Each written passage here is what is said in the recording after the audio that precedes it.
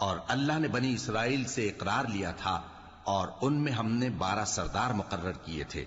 اور اللہ نے فرمایا کہ میں تمہارے ساتھ ہوں اگر تم نماز پڑھتے اور زکات دیتے رہو گے اور میرے پیغمبروں پر ایمان رکھو گے اور ان کی مدد کرتے رہو گے اور اللہ کو قرض حسن دو گے تو میں تم سے تمہارے گناہ دور کر دوں گا اور تم کو بہشتوں میں داخل کروں گا جن کے نیچے نہریں بہ رہی ہیں۔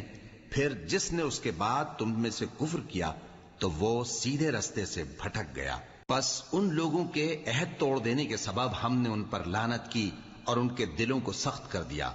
یہ لوگ کلمات کتاب کو اپنے مقامات سے بدل دیتے ہیں اور جن باتوں کی ان کو نصیحت کی گئی تھی ان کا بھی ایک حصہ فراموش کر بیٹھے، اور تھوڑے آدمیوں کے سوا ہمیشہ تم ان کی ایک نہ ایک خیانت کی خبر پاتے رہتے ہو، سو انہیں معاف رکھو اور ان سے درگزر کرو۔ اللہ احسان کرنے والوں کو دوست رکھتا ہے۔